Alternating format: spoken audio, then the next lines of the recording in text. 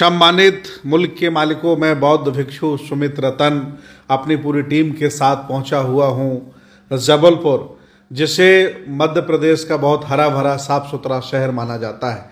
ये आज भी हरा भरा है, पहले भी था। चूँकि नर्मदा नदी जबलपुर के किनारे से बहती है और नर्मदा नदी पर हमेशा से राजा महाराजाओं का आना जाना रहा है। मैं आपको बताना चाहता हूं, भारतीय इतिहास उठा के देखिए, पढ़िए, तो आपको पता चलेगा कि भारत के महान सम्राट अशोक ने अपने जीवन काल में 84,000 बुद्ध विहार बनवाए थे। बहुत बड़े बड़े बौद्ध स्तूप बनाए थे। जो मैं आपको दिखा रहा हूं, ये बौद्ध मठ उन्हीं के द्वारा स्थापित है। 84,000। ज़्यादातर बौद्ध मठों पर कब्जा कर लिया गया है।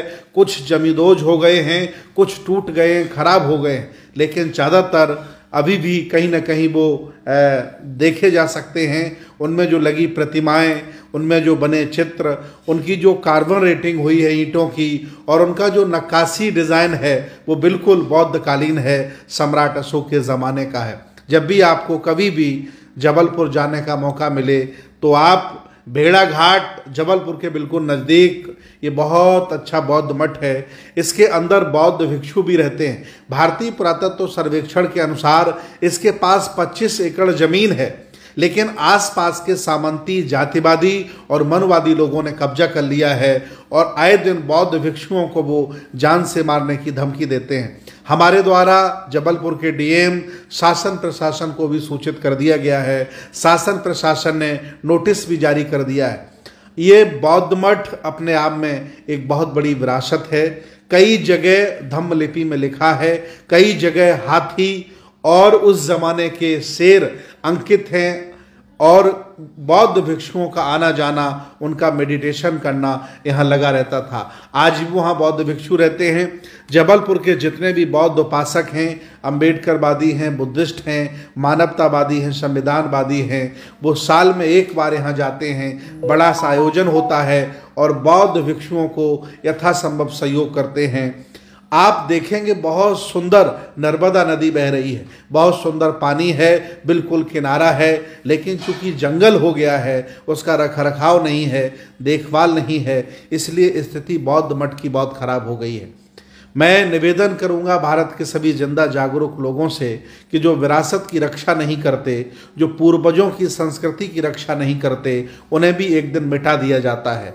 और अगर आपने विरासत की रक्षा नहीं कर पाई तो आपके 4-5 मंजिल घर बनाने का कोई औचित्य नहीं है, क्योंकि जब आप नहीं रहेंगे तो इस घर पर भी कोई दूसरा कब्जा कर लेगा। इसलिए वर्तमान के भारत में विरासत की रक्षा करना बहुत ज़रूरी है।